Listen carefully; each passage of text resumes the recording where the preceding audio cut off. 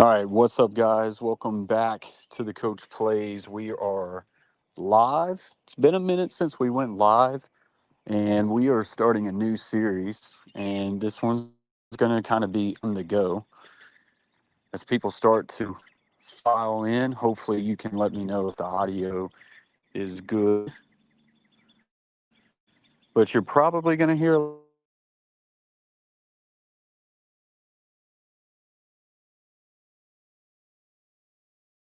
And this is going to be a way to connect with the community and do more live streams, connect with the community, and have some legitimate football talk. And this can be football, this can be any sort of indication of football, whether that's NFL, college football, arena football. You want to dive into football 101 talk, schematics, anything like that. We can have some fun with it. So just let me know how it is sounding. Carter Family says sounding good now, was in and out. I wonder if I have to just kind of keep it close to my mouth, if that's the case. So this will kind of be more of a trial and error and see how we go about that. What's kind of cool about doing StreamYard is I forget that I can do stuff like this. I don't know how to put this, but I'm kind of a big deal. So, that's always needed. It's always pretty solid. And also have my video.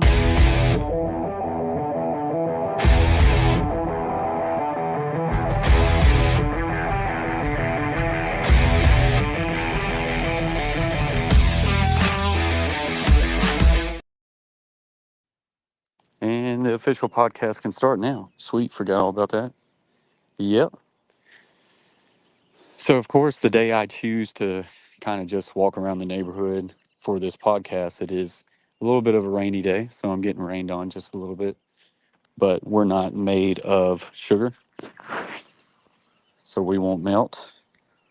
I also got to find a way to invite guests, copy, and then I guess, how do I put this in the comments section? That is,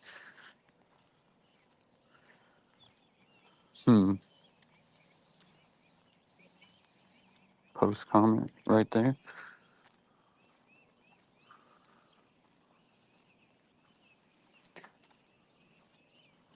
So that should be in the chat, and that will be there. If anybody wants to get on the podcast and click that link right there, I wonder if I can pin that. I can star the comment, but that's not really a pin. If anybody wants to click on that link, come on the podcast and talk football, you're more than welcome to do that. And biggest thing is we'll keep the camera off, so just make it to where it's visual only.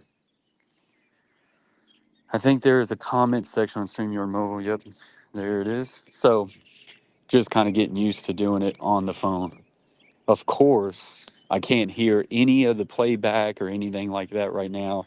Can't hear my own voice. So I'm just leaning on you guys to let me know how this audio is. I'm sure you can hear birds in the background, and I don't even know if that's cool or not, but it is what it is. We're just out for a walk.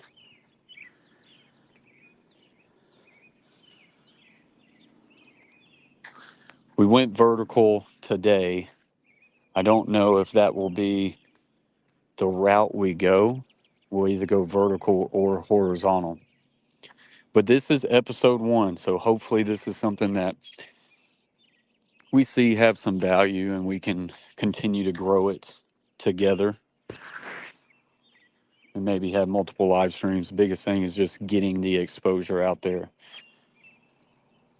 So, football talk, as of right now, things have died down a little bit. What's up, Jacob? Says, yo, coach, it's been a minute. Are you streaming the schedule release? You want to know something crazy, Jacob? I don't even know when the schedule release is. Probably won't stream the schedule release, but we may have a post uh, talk after that. So what I'm thinking about, Jacob, you let me know if this is a good or a bad idea.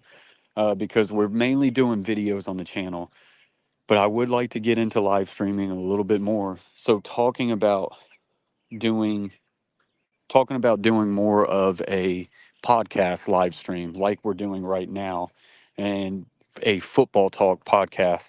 So we can talk about anything that's trending, anything that's kind of going on in the football world. So something like the schedule release could be something that we talk about the day after or something like that. So as far as this football talk podcast, we're probably more or less talking about post draft winners and losers, how teams are shaking out. So, what do you think about that, Jacob? Carver family says, when is the schedule release? And Jacob comes in with it being Thursday. You're already starting to see some of the leaks. I saw something that said the Tennessee Titans are going to open up the season at home against the New York Jets. Don't know if that is to be confirmed. Uh, but that'd be a unique week one game. You're talking about Aaron Rodgers coming into Nissan Stadium. That'd be pretty neat for Titans fans. Hopefully audio is good, connection is okay, because I am on the go. So I didn't really think about like Wi-Fi or anything being like that. Trying to do this thing mobile, just being active, walking around, trying to have it like that. But even if I get to where I just sit in my back porch, do these things, that could be cool too.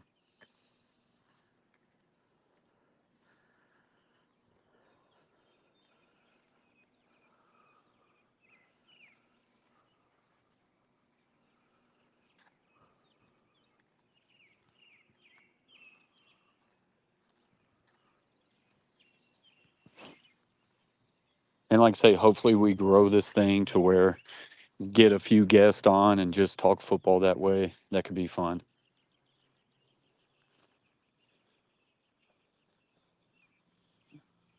So the biggest thing what I'm thinking about when we're talking about the NFL draft, I still cannot I don't think enough people are talking about the decision that the Chicago Bears made by choosing to trade Justin Fields, draft Caleb Williams, then they ended up getting Roma Dunze at pick 9. They could have held on to, let's say they could have held on to Justin Fields and then draft with either the number 1 overall pick, Marvin Harrison Jr., which I don't know if you would have took him the number 1 overall. It's been a long time since you've seen wide receivers taken with the first overall pick, but you could have really packaged that number 1 overall pick and traded and got a haul, and then still probably got like a Marvin Harrison Jr. or a Malik Neighbors and then a Brock Bowers. I just think you really could have built around Justin Fields and had more to show for it rather than just trading Justin Fields for a sack of potatoes, essentially, and then going out drafting a Caleb Williams and a Roma Dunze with the pick 9. If I'm being honest, when I watch film of Caleb Williams, I just see a Justin Fields from 3 or 4 years ago.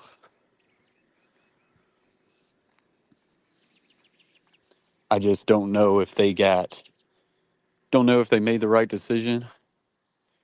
I mean, none of us know. This is the crazy thing about the NFL draft is you start seeing.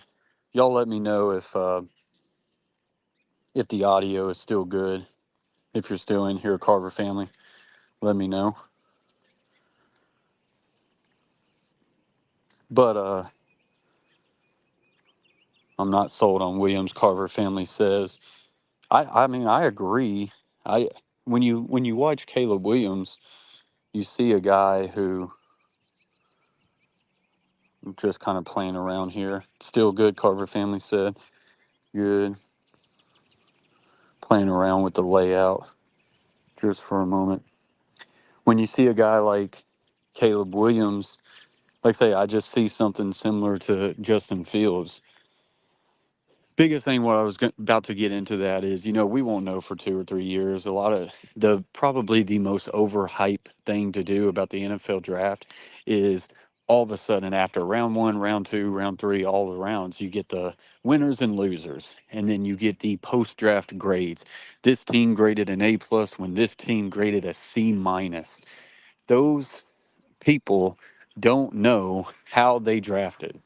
You do not know until it's done, until 3, 4 years later, and then it all pans out. And then you either have people who hit and then people who bust. So it's all overreaction stuff. So, we won't know about the Chicago Bears until a few years later. The biggest indicator will be, is Caleb Williams a quarterback who gets a second contract with the Chicago Bears? Rome Odunze was known as the third best receiver in the draft. How does he pan out? Is he better or worse than those front two? Does he end up being a bust? Did they reach for Rome Odunze? Could they have taken a Brock Bowers? All those things. And then, of course, you then have to think about a Justin Fields. Does Justin Fields resurrect his career over there for the Pittsburgh Steelers?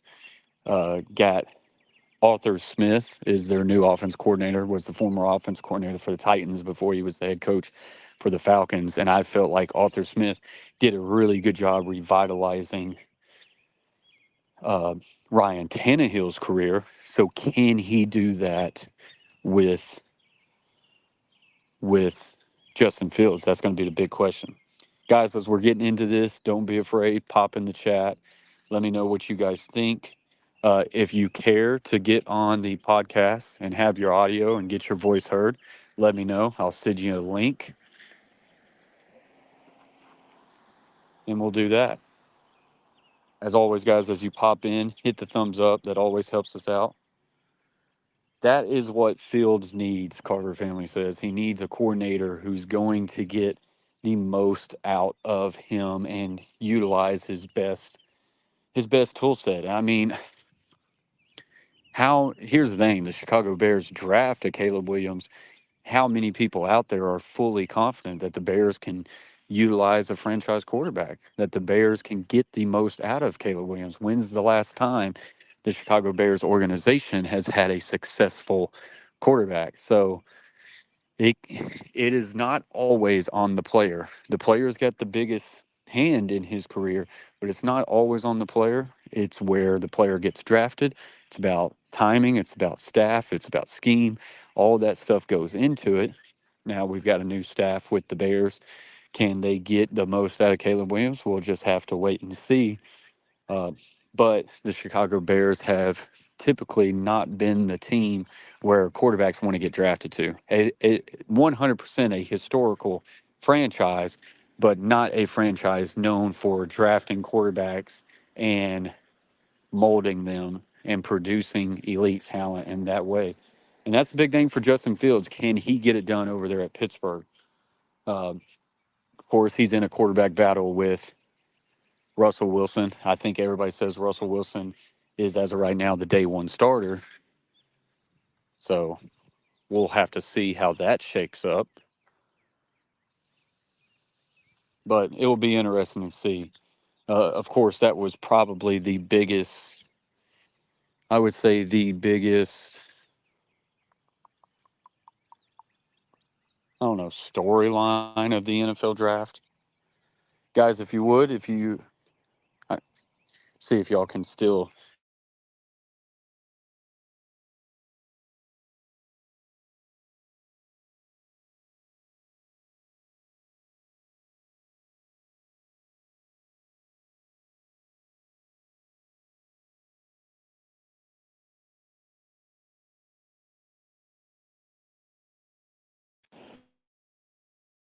Can you still hear me?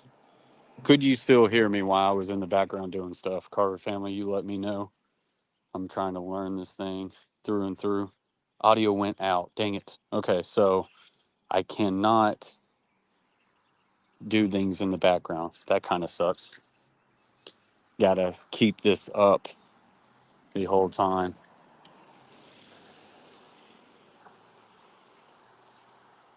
Carver Family says can now. I'm gonna.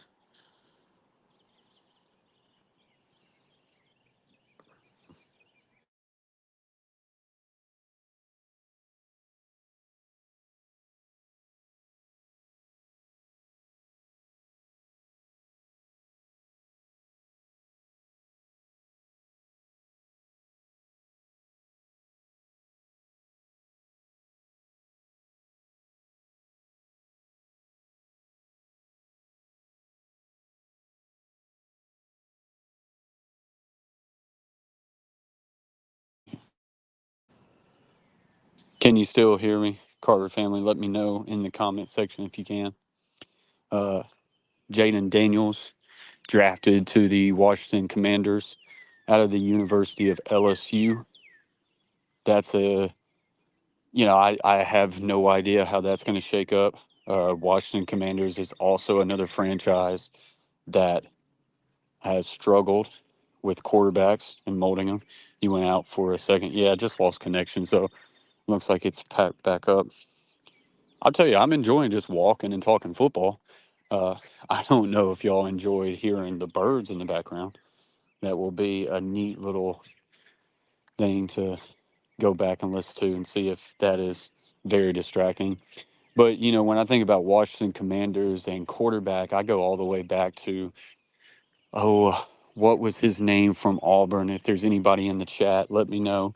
If there's anybody in the chat who would like to come on and be a part of the show, I will copy this here and let me post a comment. If anybody wants to come on and just have your audio, don't post your video. You can just get your audio right here. I'll post that down in the chat. Uh, it's just a settle chirps, not distracting. Cool. Uh, who is the quarterback that they took at a University of Auburn? Campbell? Man, what was his first name? I'm pretty sure his last name was Campbell. Uh, I believe he was from the University of Auburn. What's up, Barry? Barry says, "Go Dogs." Appreciate you joining, Barry. But I think Washington drafted that quarterback at Auburn named Campbell. Can't remember his first name. Supposed to been had a lot of upside, but that never panned out for Washington. And then, of course, their best opportunity, their best chance was when they drafted RG3 and they drafted Kirk Cousins. The RG3 experiment looked like it was going to be phenomenal, and then it just didn't pan out. He could not stay healthy. Randy Campbell? No, that ain't it. It ain't Randy Campbell. Boy, that sounds like a terrible name. It's not Randy Campbell. Uh, but and then luckily they draft Jason Campbell. That's it. Dirk Burbface. What's up, Duck? Did I say Dirk? What's up, Duck Burbface? Appreciate you joining. Jason Campbell is it. That is 100% the answer I was looking for. Jason Campbell, the quarterback out of the University of Auburn. I thought he had a high upside, just never panned out. And he was a guy who just kind of, you know, you just kind of forgot about, just went off into the dust. And so that was a really good one. Appreciate you for that, Duck. Welcome to the Coach Play stream. Uh, but then, like say, it didn't work out with RG3, and that had all the hype of it. But luckily, they did draft a Kirk Cousins, and they were able to have some success with a Kirk Cousins. Ultimately, don't know why that didn't pan out as far as why they didn't get that contract re-signed. I don't know if it was more of a at the time Redskins felt like they wanted to go away, um, and then um, they just moved on, and then of course Cousins went to Minnesota Vikings at that point, so we kind of know where that went. And did horrible on research. Yeah, apparently.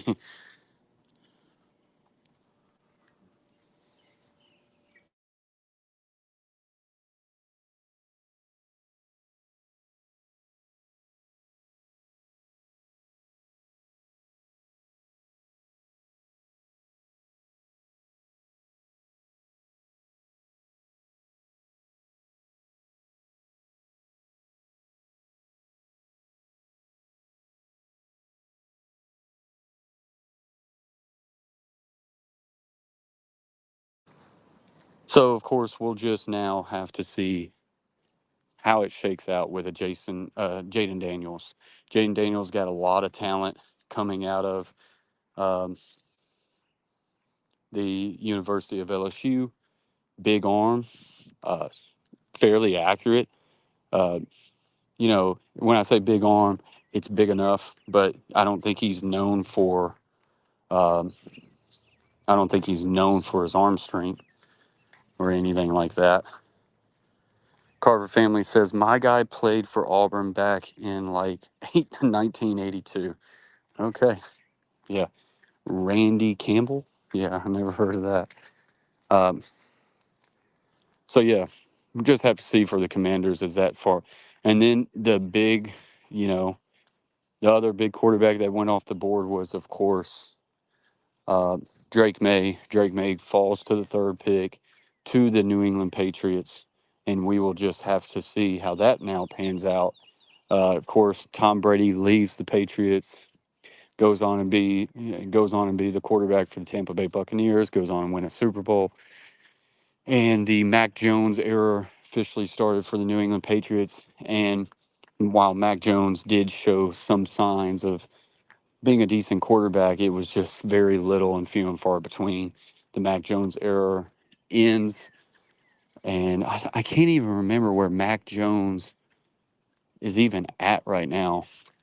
If any of you know that in the comment section below, put that where he has moved on to. Something I almost want to say the Raiders, but I don't know if that's true. Um, and so now it's Drake May's turn, and oddly enough, I kind of feel like Mac Jones and Drake May have some similarities. Mac Jones went quick, but a lot of quarterbacks recently has bombed. They really has not been a whole lot of good quarterback drafts. Um, Now, maybe this last class has a little bit of hope. You see people like C.J. Stroud. Of course, Titans fans are hoping for hope with Will Levis. So we'll just have to see with that. There was a few more quarterbacks taken last year, but I can't remember. Jacksonville Jaguars, is that where Mac Jones went? Okay. So he is definitely in a solidified backup role to Trevor Lawrence. So that is, appreciate that comment there, Carver family. So it's Drake May's turn, and there's some similarities from Drake May to Mac Jones. Um, Drake May's definitely more mobile. The kid can run. When I evaluated quarterbacks in this year's draft, yeah, it's confirmed. Google search. Okay. Um, when I've done my study into the quarterbacks, especially at the big three, I prefer Drake May out of all three of them. And if I was being honest, it was Jaden Daniels and then Caleb Williams. Caleb Williams, I think, has the biggest it factor, I would say, but not the best intangibles, probably. I think there's questions as far as his ability to lead a huddle, lead a room. Uh, I don't see the most anticipatory thrower. When I see Caleb Williams throws the football, I think the best anticipatory thrower is a Drake May. Jaden Daniels is not that bad. With Caleb Williams, I see him tend to throw people when they're open, not when they're trying to become open. So I feel like Drake May's pretty good in that era, but I also got to say pump the brakes on that because there's a lot of issues and errors that I see on Drake May's film.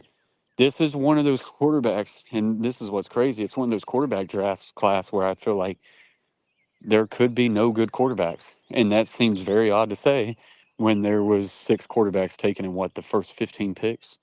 That's just insane. And I don't think there was a first defensive player selected until pick 16. So you've got six quarterbacks taken in the first round in the first 15 picks, and it's just going to be very interesting to see who comes out of that class as the quarterback, if any of them do. I think the craziest pick of the draft was the Michael Penix pick at was that pick 8, when I feel like legitimately every mock draft that I saw had the Falcons selecting Dallas Turner, the edge rusher for the Alabama Crimson Tide. And when I saw every mock draft say that, I instantly felt like, hey, this is too good to be true. There's never like that big of consistency. Um,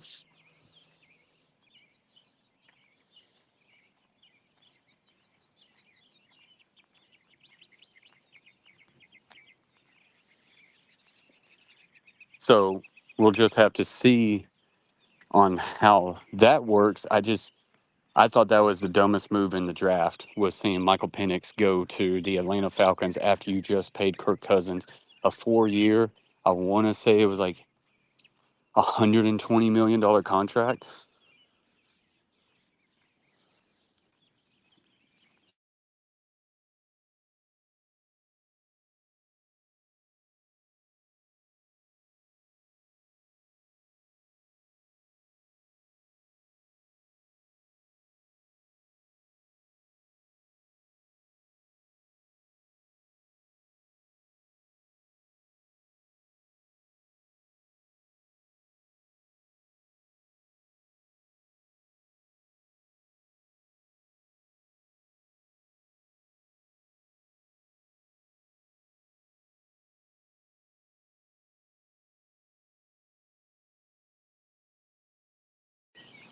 All right, sorry, audio went out for a second. Had to do something, but once again, just to me, one of the worst picks in NFL draft history. Seeing the Falcons select Michael Penix after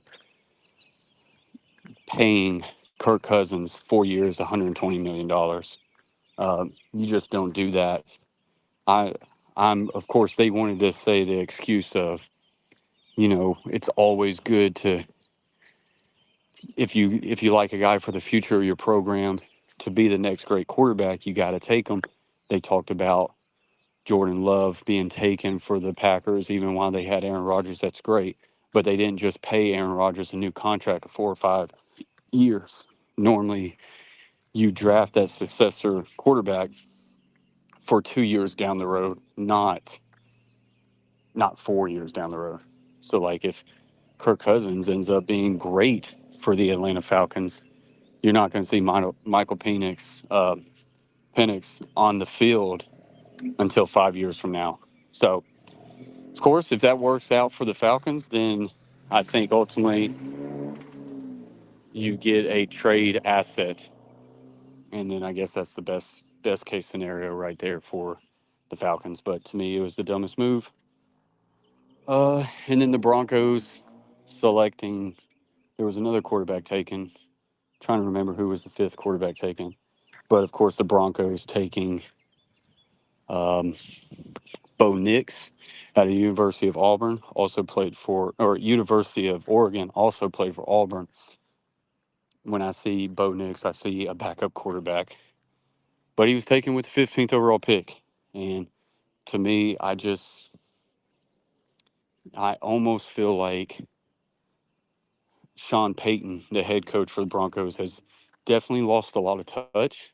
And I think now he's so arrogant that he's almost like a woe is me, like, look at me, watch what I can do. And I think that's a bold move on his part.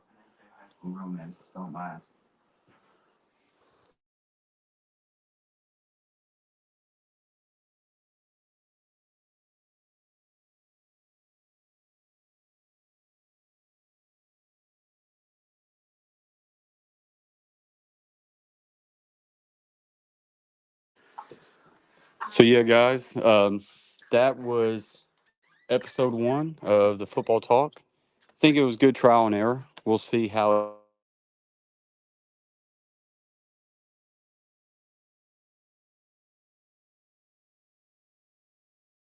moderating and seeing how it rolls.